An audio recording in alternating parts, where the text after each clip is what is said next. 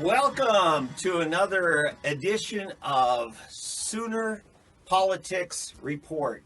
I'm here this Wednesday night with my good friend Adrian Otap from Oklahoma City.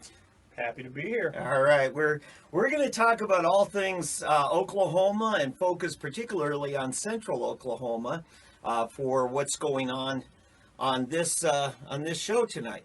So let's get right into it. How you doing tonight? I'm doing well. Good. Thank you for having me out here. I'm glad anytime I get you over here on this side of the state, green country, also called God's country, and but we're appreciate the fact that you made it into the studio tonight.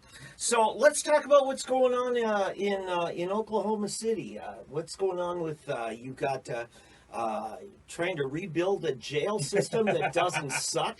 Well, that would be nice for us in Oklahoma County to have some things similar to what we have in surrounding counties.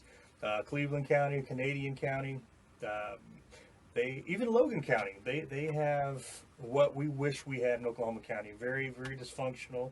They have jails that aren't falling apart. Yeah. They have a jail that you can go into and not have a sewage geyser. No, you guys moved last year in the middle of the summer after an audit that did not look particularly good. Very questionable.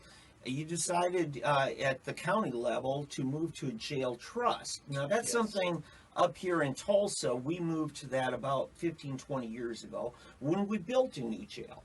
And part of building that new jail, it took a partnership of not just the county entity, but some of the municipalities within the county were guaranteed some representation on it, some stake in it, and a certain amount of the cost of operating. So I just read just the other day that, up in Enid there, is it Garfield County? They just moved to a trust form of operating the jail. So it's, this will be interesting to see how it happens.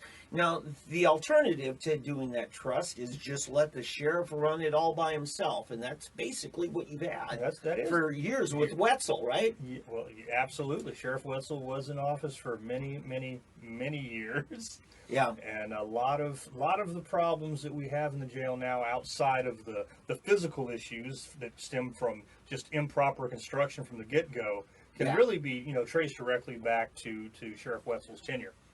Okay, so is it true it was the deadliest jail in America for a long time?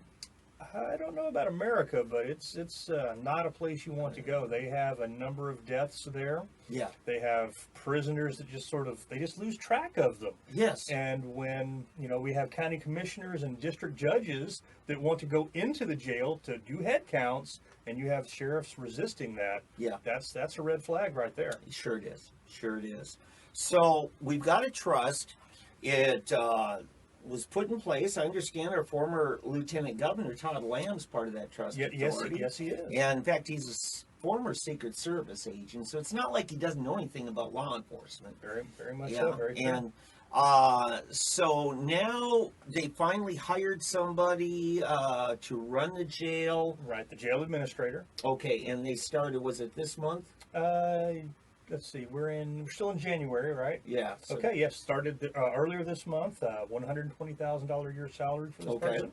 Okay. Now that's a little more than what the average employee was making, if you believe the audit numbers. And the reason I say that is one of the smoking gun issues that led to a trust taking over was the audit showed us what was being paid in salary every year, according to Judge Taylor and Judge Wetzel before him, and then you divvy it up amongst employees. Sheriff, not judge. I'm sorry, the sheriff. Yeah, well, he thought he was.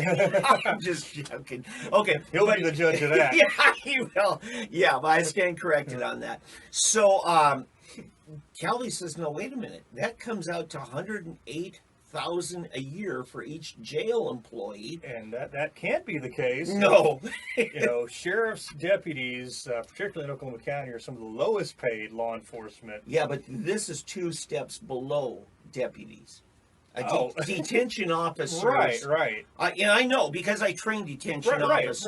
Right. They are And- not getting paid what a deputy is Oh, getting yeah. paid, so it's even less. Right, yeah, and and I've talked to our sheriff up here. He says, Dave, they got to have good communication skills. They said we'll train them. It's going to take them 3 weeks to train them, but they come to us. All they need is to show some competency and have a high school diploma. Right. And in fact, the lady that ran the jail for a long time said some of my best detention officers. One was a 19-year-old girl. Girl, a young woman, excuse me. Yes, a young lady. And woman. yes, and if you have good communication skills, because the way the jails are done here in Tulsa, it's dormitory style and no weapons. Detention officer has no weapons. Right. And so it's built on trust and it's built on good communication. In fact, they said in the 15 years that they've operated, they've only had a violent attack against detention officer twice. And in both cases, it was the other inmates that came to the defense of the detention officer because they build up mutual respect, that good communication, that trust.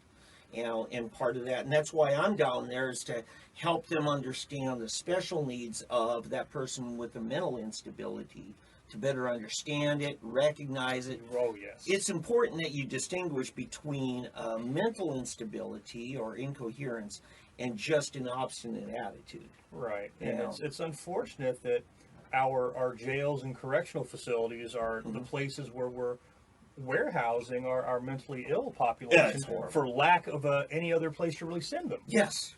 And I'm looking forward to some reforms on that. Governor Stitt, your wife went out and campaigned, said there's one issue she wants to deal with, and that's mental health.